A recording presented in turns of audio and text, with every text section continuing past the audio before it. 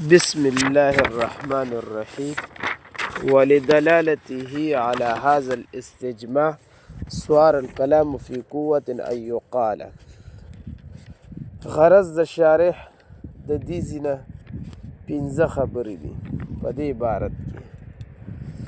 اوله خبره قضیې فطریې تعریف او دویم نوم دې ته قضایه قیاساتها معها ویلی کېږي.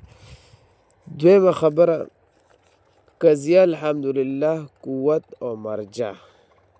دریمه خبره په معتزله باندې رد. څلورمه خبره د الحمدلله لطافت. پنځمه خبره اعتراض او جواب. اولنۍ خبره قضیه فطریه دې ته ویلی کېږي دعوه کې خود به خود دلیل موجود وي. یو تعریف. بل تعریف ده چې دعوه سره د دلیل نه وي، دې ته هم قضیه فطریه ویلی کېږي. اول تعریف دا دی چې دعوه کې خود به خود دلیل موجود وي. دویمه خبره دا ده چې دعوه سره د دلیل نه وي، لکه اکرمت العالم، ما د عالم اکرام وکړ. لکونه عالما، ځکه علت او سبب دلته څه شی دی؟ دلیل دلته علم دی که نه؟ علم د وجې نه د ده ما څه وکړو؟ اکرام وکړو که نه؟ نو دا قضیه فطریه شوه او دې ته قضایه قیاساتها معها هم ویلی کېږي. دویمه خبره د الحمدلله په قوت او مرجع څه شی ده؟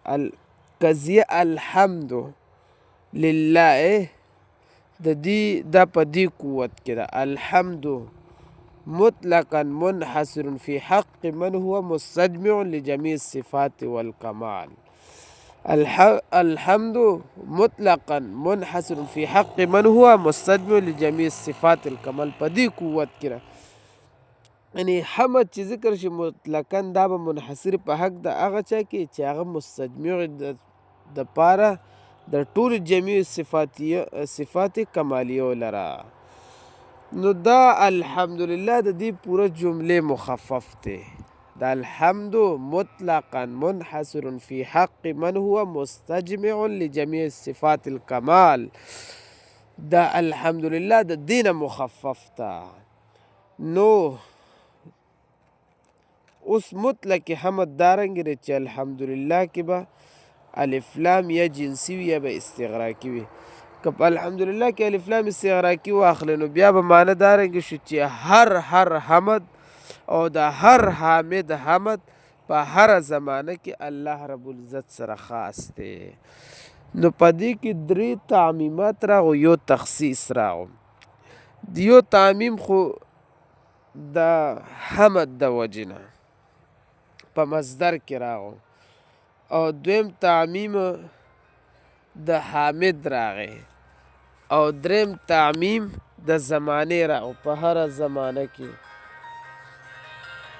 صحیح شو؟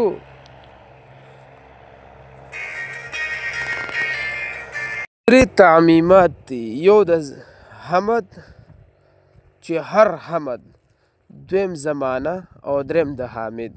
دا تعمیمات شو. او څلورم تخصیص. دا څه د وجې نه شو؟ د حمد کې چې تعمیم د وجې نه عموم راغلی دی، حمد کې چې تعمیم راغلی دا د الف لام د وجې نه استغراقي شو که نه؟ او بیا په حامد کې تعمیم د فاعل د حذف د وجې نه شو چې فاعل حذف شوی دی. او په زمانه کې تعمیم کله راځي؟ چې کله جمله فعلیه نه جمله اسمیه جوړه شي. هر جمله اسمیه نه، هغه جمله اسمیه چې هغه معدول شوي وي د جمله فعلیه نه، نو په هغې کې تعمیم وي د ټولې زمانې. او که الف لام جنسي شي د دې مطلب به دارنګې شي چې جنس حمد الله رب العزت دپاره خاص دی. صحیح شو؟ لام د اختصاص دپاره دی. هلته کې هم لام د خاصوالي معنی کوه، د لام د وجې نه وه. او دلته کې هم یعنی جنس حمد الله رب العزت دپاره خاص دی، افراد نه، جنس حمد.